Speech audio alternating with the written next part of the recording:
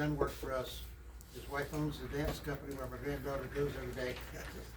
And a real great addition, or part of our community. And so we constantly need the resources of a good engineer. And so today Matt's gonna present to us. I wanna start our program like we always do with Pastor Taylor Hodges. Okay, let's pray.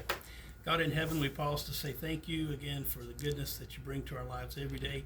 Thank you for an opportunity to learn and to grow together. We ask your blessing on our meeting and then all the people that we'll meet over the course of the day. Amen. So Matt's going to share with us what he brought for us today and what does the engineers do. When I think about everything, when I think about the engineering that went into that, to develop that, can you imagine? And people landed on the moon and all kinds of things. It all has to be the work of a good engineer. I think we got like 8 or 9 of these, so you guys could probably just maybe each share 1 or 2, and then I can email a PDF of that. So, as Terry mentioned about Matt, I grew up here in town, and I guess I'm part of the reason there's 4 trips on the street here, and we all are. So there's, growth, development, it's all inevitable.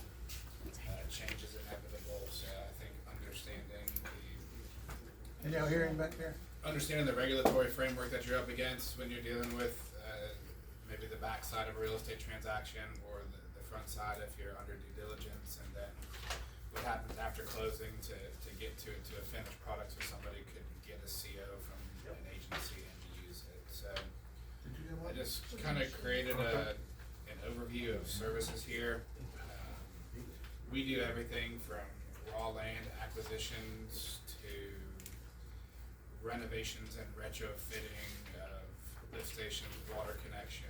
So who in the room here maybe understands a little bit about land use, zoning, future land use, the comprehensive plan? Is any of that making sense? Most of you guys deal with single family home transactions. Not much of you are dealing in necessarily raw land or commercial transactions. Kind of the gist I'm getting. So, when you're in an agency that has a zoning authority, right? This is popular in a lot more agricultural areas. You'll see a sign when you come in and out of a lot of farm communities, zoning authority by. Well, those zoning authorities, most of them have what's known as a future land use. That future land use is ranging anything from rural silviculture all the way to heavy industrial. That's an underlying land use that controls density, basically, right? So that's, in theory, future land use is how much and what you can do. Zoning is essentially a layer on top of future land use. That's where you can put it. So zoning involves setbacks, it involves lot coverage, it involves can you put a townhome versus a duplex versus an apartment building in RS3 zoning if you're in St. Johns County, right? So the city of St. Augustine has their own zoning code, St. Johns County has their zoning code, city of St. Augustine Beach has their own zoning code, right? Just in our local area here, you have 3 different zoning codes. So then each one of those has their own future land use map. So that's one of the first things that we're looking at when a piece of property comes to us for somebody that's going to take a piece of raw land. This is Sawmill Landing that you see on the cover sheet here of the booklet. Excuse me. Just down the street. So that one, for example, 2013 was within the quote-unquote development boundaries for St. Johns County. It had an existing future land use of residential B in St. Johns County. That allows up to 2 units per acre. So then it has a zoning on top of that, and St. Johns County, if you create more than 10 acres of residential, they require you to rezone to what's known as a planned unit development. So then you're creating your lot coverage, your setbacks, you're creating a master plan that shows them the layout that goes with that zoning. So that's one transactional element. When you're dealing with a single family home, you may deal with setbacks probably more than anything. Somebody's curious about a setback, they're curious about an easement. Can I build a pool in my backyard? Can I build a deck on my side yard, right? So that's all related to the zoning code within the agency that you're in. So those are things that we do. We process those variance applications, we write the justification reports, we create exhibits, we work through that. So that is one service that we do provide. A lot of homeowners tend to just do it themselves. It seems like contractors are pretty adept at this. If you have a remodel or renovation contractor, a lot of them are pretty adept at getting their own zoning and entitlement approvals prior to construction. So zoning and land use are one compartment of this. It all kind of relate to paper approvals, right? None of that really involves a set of construction plans. Those are all what's known as entitlements. There are other physical hurdles to developing a raw piece of property, right? Wetlands, threatened and endangered species, and floodplain are probably your next three top issues to deal with after land use and zoning. Right, so those are typically addressed via additional research. The county has GIS maps. You guys probably use IMAP a lot. It's a different version of the property appraiser's website. So St. Johns County has it. It's called IMAP. It's very helpful. It has a lot of layers in there: land use, zoning, county commissioner districts, utility districts, zip codes. So it's a pretty helpful tool the county has out there. If you guys aren't familiar with that, you can email me. I can send you a link to it. But the zoning and the land use are all related to applications that require public hearings, right? That's all related to a planning and zoning agency, a city commission, the county commission. The environmental permitting, wetland impacts, wetland buffers, that's gonna tell you how much land you can use, right, of that available land, all part of what we do as due diligence. So all that is part of kind of the project team management that you see here. This is really kind of the start of a project, right? At least a raw land project. Whether you're looking at a corner parcel that may be leftover residential zoning from back in the day, and all of the homes have been converted. State Road 16 is like that, right? A lot of that was residential zoning that's slowly being converted. 1 to 4 acre homes out there, you know, around the 4 mile area, Stratton Road. So, you know, that's where you see this progression of development kind of westward, and old residential homes are now being converted to commercial, that they're closer to the core of development. So, these are all kind of that upfront component. The second page of this kind of relates to that due diligence, right? So we've talked about some of the environmental, we talked about the future land use, we talked about the zoning and the density analysis. So most of that upfront we can do in-house. We don't necessarily need outside consultants. If you're going to go to the next step, a lot of the time it depends on your buyers, right? Depends on your sellers, depends on how much time they have, how willing a seller is to allow a potential buyer to gather data, how much at-risk capital that buyer is willing to spend prior to a closing to understand what they have. All that kind of relates into this due diligence checklist. I just kind of dropped a checklist in here that we use. Obviously in the core of St. Augustine you have archaeology, right? Even out in these areas, William Bartram Scenic Highway, anything along 13, along the river, anything along Old Kings Road. We are in a relatively historic area, and archaeology is another thing to definitely be considering in raw land deals. We don't do that in-house, or several local archaeologists. It's something that we just work with a network of sub-consultants to do. Ultimately, the wetland flagging, the gopher tortoises, the threatened endangered species, there are several local consultants that do all of that and specialize in all of that. And we're here to help facilitate any of that for your potential buyers. I think the last real component of due diligence becomes utilities. Utility access, letters of availability, understanding the proximity of utilities to whatever site you have. You're seeing a lot of development now into areas that may have had a water and a sewer line run to it or past it that historically was on a well and a septic. So I think you'll start to see in this next generation of redevelopment a lot of septic conversions to connect, and obviously the reduction of septic gives you more usable area on your property. So there's some central water and sewer. Now, when you're on the development boundaries, it gets a little bit trickier because you're typically having to extend larger mains, because if you're, say, a half mile west of the nearest water main, well, the county's not gonna want you just to extend a 2-inch main to serve your site. They're gonna say, we want a 10 or a 12-inch main, and we'll pay the difference in it, but you're gonna have to go do it to get your approvals. So that's kind of where we're at in this region right here. Your insider trading tip for the day, don't know how many of you follow the St. Johns County Board of County Commissioners, but they're about to build a new wastewater treatment plant in Hastings. What's that gonna do? Increase development, right? Everything's been on septic out there, everything's been restricted, you can't do a lot of commercial without central sewer.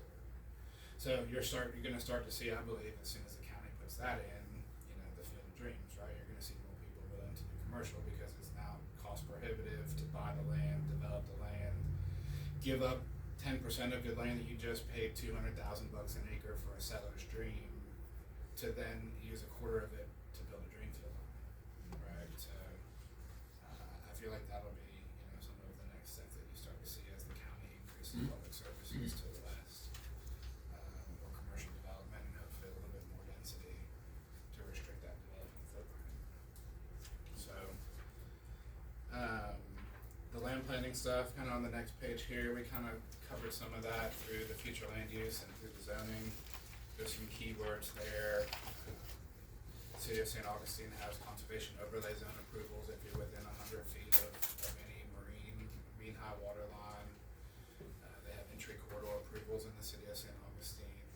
St. Johns County has overlays in South Anastasia. They have the William Bartram Senior Trail overlay, the Northwest Sector up in Juliton Creek and Ponte Vedra. So there's all these little nuances of overlays, and in the last rush year, you saw a lot of people buy property without really understanding the full dose of what they're up against. And they're getting some reality checks right now. Yeah. We get a lot of phone calls. I bought this. What can I do with it? And that's a terrifying phone call for me to take, honestly, because you're now dealing with a potential client that's emotional because they bought something that they didn't understand what they bought, but they thought they bought something different than what they had. Maybe they're undercapitalized now to actually finish the deal, right? What happens at that stage? But That is a very important point, very important. We have a piece of property that my kids and I bought a couple of years ago, tax deed. And now all of a sudden it's very expensive property, and a realtor goes out there with a customer, and the survey shows some gopher holes on it. They told the customer and sent it to us in writing that the property was unusable. And that is not true, okay? That is not true. If they're in the where you wanna build, you've got to move them, okay? You have to go through the legal process of moving them. But if you're not gonna build on them, or you're not gonna build a driveway on them, you don't have to move them. You don't have to do that. So what that guy said, the realtor, could have cost him, in my opinion, anyway. We don't make statements if we don't know what we're talking about, and that's exactly what Matt's sharing with us today. You go out and sell somebody a piece of land, you tell them something, and without checking, without finding out, we're good. We're caught in that trap. So yeah. Any other questions so far? That was a good interjection. Anybody have any recent situations that this has triggered a thought? What's your meat and potatoes part of your business that kind of keeps you going? It comes up all the time. Paving, grading, construction plans. I mean, our bread and butter right now is national tract home construction, townhomes, So PUDs. families. Yeah. Yeah. Most of our work, truthfully, right now is in Palm Coast, Jacksonville, Clay County. The zoning levels and the entitlements have gotten, in my mind, so complex in St. Johns County that it's really not cost effective for a developer to go out and say, I want to put 100 acres under contract and try to develop 200 units. By the time you pay an attorney, fight through the entitlements, it's gone to such a scope and scale in St. Johns County that it's become corporate essentially, right? The entitlements at Silverleaf, Nocatee, you know, Paradise Farms, whatever we're gonna have surrounding us right here. You know, the group from New York that bought 30,000 acres or whatever from, you know, basically 16 south of 206. I mean, the development game of the 2000s is gone, I believe. I think you've gone to basically large REITs and people have discovered us. So you'll see commercial development, I think, spin off. I think you'll see some smaller mom and pop stuff, but most of this is going to be probably in the neighborhood of 200 to 500 acres or larger, I think, in any project, just because of the pure cost of entitlements. Who wants to spend $300,000 to $500,000 to find out you're not going to get an approval? And by the time you pay for surveys, pay for application fees, pay for traffic engineers, attorneys, biologists, delivered every report on every, you know, agency checklist to truly get to just have the ability to start to clear trees. Yeah, I mean, it's an expensive undertaking for sure. It's not an easy process, and there's a risk in every corner for these guys. So, I have one more follow-up. Can you speak a little bit, because this does affect single-family homes out by the water, about the impact of being in front of the coastal construction control line? okay, so yeah, so zoning, entitlements, right, all paper stuff. Variances, setback intrusions, you know, special exceptions. I wanna have chickens in my subdivision, I need to apply for a zoning variance. I wanna build a shed on the back corner of my property. You know, those are all, related to that zoning and land use world, right? After you get past this step, now you're going to, on larger scales, right, what we call master planning.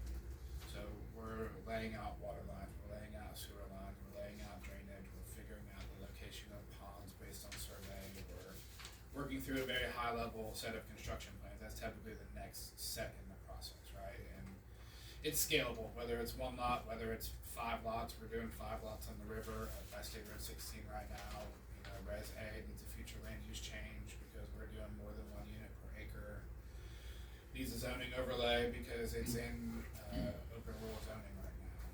So now each one of them is gonna have a single family dock, right? So then each one of them is gonna need a permit. So we're at the stage now where we've done the comprehensive plan amendment application, the rezoning application, and we're just getting to a master plan where we're laying out the lots, we're laying out the driveways, we're locating the wetland lines, we're doing the setbacks, right? And I think this is kind of your question, it's all DEP permitting. Coastal construction control line, for those that aren't familiar, is basically along A1A, right? It's where the DEP has said this is where the ocean can get very angry. And in this area, you need to build on pilings, you need to build with breakaway first floors. You can't have air conditioning units on the ground level, they need to be above a certain elevation. Most of this is, you know, oceanfront lots in today's world. This can be related to the majority of our work lately has been for municipalities. St. Johns County, we did a dune walkover for them. Escambia Street down at Crescent Beach in 206, we did a beach walkover there that we had to get a permit from DEP, Coastal Construction Control Line. So DEP is your agency that pretty much permits structures over water, right? If it's a dock over water, if it's a bridge over a dune, you're going to DEP either in Jacksonville or Tallahassee for that permit typically. So there's differences in permits on the fresh or marine side for single family docks versus marinas, right, group docks. There's differences on the coastal construction control line for major versus minor permits. Those are all permits that are attainable. There's a pretty clear and concise checklist on the DEP's website for each one of those permit applications. They typically do require data collection and design work to obtain. So DEP, coastal construction control line, there's also kind of a scoop for scoop thing where they really don't want you moving dirt landward of that coastal construction control line, so they really encourage pile driven foundations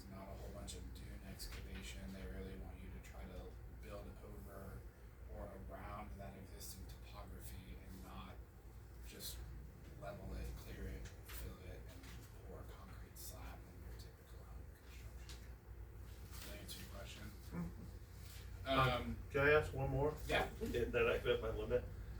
Can you talk a little bit about how DOH and DEP have switched roles in septic permitting? So we don't get into a lot of single-family septic permitting, Okay. right? Most of that is done by the contractor. Honestly, if I get involved, I'm gonna make it way more difficult than it needs to be. These septic contractors have it down. You don't need an engineered septic system if it's not for a commercial building. Now, we've done engineered septic systems if you want to. The one we did was for like a wood processing chipping yard, had a remote scale house, no central water or sewer. So we did a well and a commercial septic drain field for that. So we will go get DEP permits for, commercial drain fields. But typically not single families. And typically your single family drain fields are, 75 feet from the mean high water line, 70 some feet from, any other surface water, 50 feet from property boundaries. That's why they're really trying to restrict you to a 1 acre lot for a septic design for septic. DOH, Department of Health, is permitted like through the county. They permit most of your single family septics. DEP, if it's a main extension that's gonna serve more than, one house or requires a pump station, you typically need a DEP permit, which is issued through the local utility provider. If you're on the south end in Summer Haven, there's a boundary there where City of Palm Coast provides water and St. Johns County provides water, and they kind of meet at Brainback right there. To the north and even in West Augustine, you have St. Johns County zoning, but City of St. Augustine is the utility provider, right? You have even further north where St. Johns County is the zoning, but JEA is the utility provider. So you have varied utility districts that kind of work within that zoning overlay. And most of these, if you're not going to a straight septic design, which is all through Department of Health, you're going to that local utility agency first, then you're going to the DEP for your utility permits. DEP typically doesn't get involved until right before construction. And their primary regulatory authority with construction permits for DEP is making sure that the plants have capacity to serve what's being committed. So they're kind of at a very high level saying, okay, St. Johns County, all of your plants have 100 million gallons a day of capacity. And they just say, okay, well, you just put one in for 5,000, one in for 10,000, and they're kind of helping to maintain that master capacity is my understanding of their primary role is.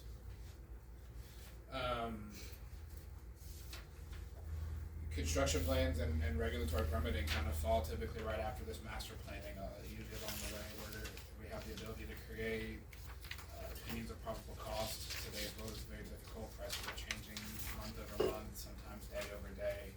A lot of asphalt and pipe suppliers, you're not even getting pricing until you're delivering it to the site. So it's very tough to do construction in today's market. Obviously, there's been some changes in consumption, so hopefully some slowdown in consumption will allow that supply chain to catch back up and pricing to come down, availability to increase. Regulatory permitting, it's just kind of an overview of different permits and different permits you need, different acronyms. And then we do full construction management, heavy civil construction, oversight of paving, excavation, water main, sewer main, pressure testing, pump station startups. Matt is working on a project for us right now. When you look at our property, you look at it on a map, you'll see that half of the property here is wetlands, okay? We can't build a thing in those wetlands, and so we had a meeting with Matt last week about the possibility of mitigating the wetlands next to us. If you look over on the other side of the building, you see how it's quality wetlands. So we're gonna be working towards some sort of mitigation, which I've never done that before. And so I'm not sure where that'll lead us, but at least we know that we can depend on, and we have to depend on our engineer to guide us, you see, because there's a lot of things that can be done, apparently. And Mike, you're familiar with what's happened out in Flagler Estates. That's amazing. That was some engineering feat, I think. The guy goes out there and puts in an RV park. There's no water, no sewer out there, and I don't know what kind of zoning he's got. But he put it in there successfully, and it's worked very well. He's got 50 to 100 units in there, and so he's got more land. But somewhere somebody designed a sewer system, and somebody designed a water system to make that work. And how does that work out in the middle of the country? That he could go there and do that, and I'm proud of it. But he did a really good job, and he's been very successful. So, are you familiar? Yeah, a with lot of that? times with the RVs, they have big pump out tanks where they'll pump to a holding tank, and then a sludge truck will come and pump out that holding tank. There's on-site package plants in today's world, but a lot of those RVs, as long as they're self-contained and it's not a cabin that has toilets, they can kind of just say, oh well, we're not pumping out here. They have to go to KOA or they have to go somewhere else and pump out their sewer in their RV or in their camper. It's like this property is on well and septic tank, okay? Well, nobody's gonna develop it with well and septic tank, so I decided I would look into getting the water line's right out in front of the building. And I thought, well, we could just get a permit from the county and go put a water system in here. To get the water system here, from that road, from there to there, gotta have an engineered plans for the meter. You have to get a permit from the county, which is pretty reasonable, about $2,000. And then you have to have a licensed utilities contractor to install it. So it's a $10,000 job to hook to the water system here. But to do the sewer's on the other side of the road. To do that, they got to jack and bore under the road. Now we're talking about $30,000 or $40,000. So it's at least $50,000 or more to hook it up to water and sewer, for development. More in today's world. But adding that extra land to mitigate this extra land next door makes the property a lot more valuable, a lot more usable, and so we're going to do that. But we have to start here. We have to start with a wetlands determination, delineation, and then you have to start with the engineering firm. So we're working on some things. And another thing that I will tell you that we're working on is a bigger tract of land.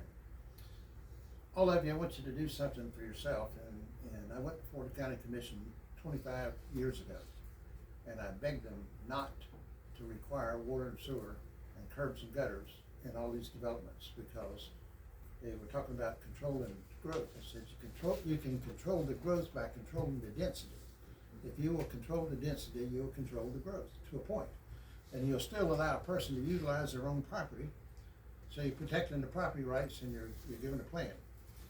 Right in Prairie Creek, okay, it's 24-hour guard service. We put it in there 45 years ago. That's my prize thing that we done. Next to it is Oak Brook, where I live.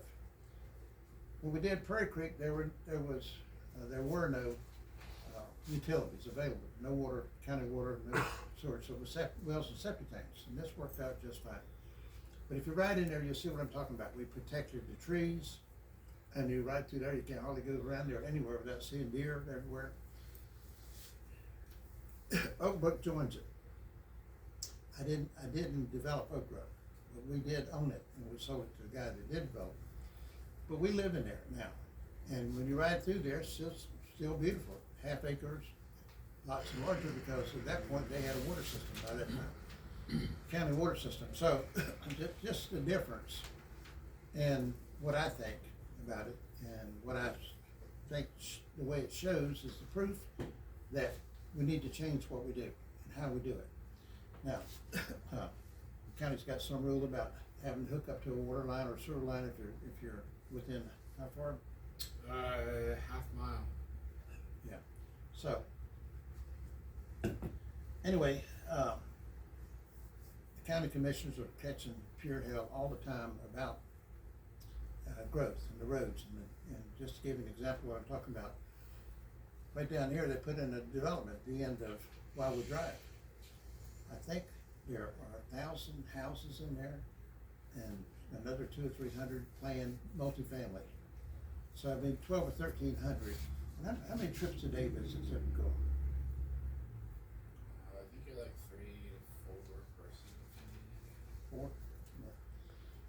So everybody has 2 cars or more, in most families.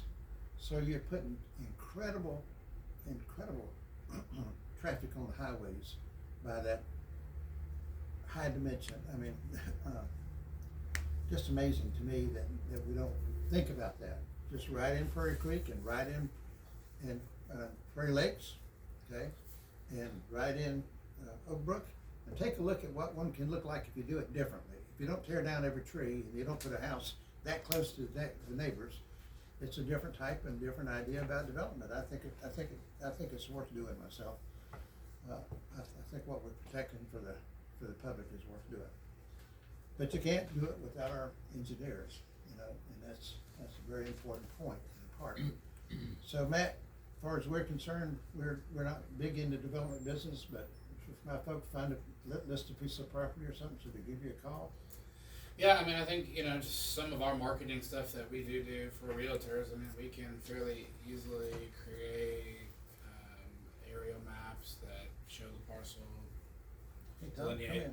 delineate floodplains, you know, from a high level, can produce the existing future land use and zoning maps. So, yeah, I mean, if you want to reach out, I don't mind putting together pro bono maps to go with your listing packages that show, you know, where the site is, a street network adjacent to it, future land use, zoning, FEMA floodplain line work that we have, you know, available for the municipalities for that. And then, you know, I think typically our work kicks in when somebody's putting that piece of property under contract and looking for our services to do the due diligence prior to acquisition. We have a property we're working on right now out by Flagler Estates, and it started off to be 92 acres total. And all of a sudden, out of we thought it was open rural, it's zoned multifamily. So to sell it for open rural purposes, we have to change the zoning. So I don't know who zoned it multifamily and how many years ago that was and how it got done, but it's the way it is. And then Wendy and I are working on one. We've had a lot. Hamilton Upchurch, who was a lawyer and state representative from here, we owned a little piece of property together when he passed away. His heirs own half interest in it with us. Well, we'd go out there and think we were gonna sell it, and only to find out it is on commercial highway tours, the same as this property here, in the middle of residential development. And we have to go through the entire zoning process now to change it back to residential, where we can put a building on it. So, county's full of supply. Now, that has to go back 40 or 50 years. Somebody did it, I don't know, whenever they passed the A county lot of zoning. times like that, they'll administratively work through that with you. No, they Nope, won't. they won't. Really? Nope. They won't do it. We had to file it and pay $2,300 filing fee, and the whole 9 yards, gotta go to They the just want hearings, the money gotta on go to that the one. county commission. Said they just They want want the the money on application that one. fees. We thought they would switch it, thought it was an administrative problem, but they couldn't determine when it got changed and who changed it. So, but it's taken months, is the worst case scenario, it's taken Oh, months. yeah. So, we're running into all kind of things in this business, but what Matt just offered is a credible enhancement to any kind of a listing presentation that we would make, okay? To verify this information, like the realtor that goes out there and tells another client, another customer, unrelated to him, who was interested in the other part, you can't use that because it's got gopher tortoises on it. You can't use that land. The land is unusable. We have a nephew that's coming, and it's what he does every day for Flagler County. He handles gopher tortoises. He knows all about it, how to permit them and how to do the whole 9 yards, so. So we're getting some education here that we need, some training, some contacts that we need, so. Matt, we appreciate you Yeah. coming and sharing with us Any today. other questions? You were talking about the wastewater sewage in Hastings. How much do you know about that? I just saw this on the agenda. Do we, where does it end going this way? Vermont Heights? Yeah, current sewer, Yep. and then there's nothing until you get to Hastings. Correct. Okay, are they going, do we know if they're gonna try to connect These the are only two? plant upgrades. I don't think these are line They're upgrades. just expanding. I think they're just expanding the plant. I believe the actual treatment facility there is at capacity. They are looking, we have that piece of property in Hastings, and they're right now looking for a site to build a new sewer plant. They got the money, recently, and they're gonna build a brand new sewer plant. We're in touch with them every day, every week about it, as often as they'll talk to us about it. And, but we have a 8-acre piece that at one time was zoned and permitted and, for 72 units, 18 quadruplexes. And so we're trying to get that done now, but we've been a year talking to them about the sewer plant. And they don't wanna they don't wanna grow this current sewer plant, they wanna move it out. Well, not move that one, but add one out towards, the equestrian center out in that direction somewhere. But they haven't got the land yet. But anyway. It'd be funny if it was a joke, but it's really not. Okay. But we need our engineer. That's right. Any other questions? Cool. Everything has to be engineered, guys and girls. Everything that we talk about, everything that we do in real estate, every development, every change, everything that we do, you can't go out there and clear you cannot go clear your lot until you get a clearance permit. Okay, you can't do that until you file with the county. So the county pretty much governs everything. For the city, one of the two. Yeah. Yep, we've been fighting these battles for 55 years. 60, 55. Long time, but anyway, hadn't gotten better. They hadn't improved on the system at all, in my opinion. And so now we've got terrific growth in one area, and people don't like it. But the county commissioners are still voting for it. So I'm not sure how all that works. We'll see who gets reelected. You see county commission races with over $200,000 spent in a county commission race.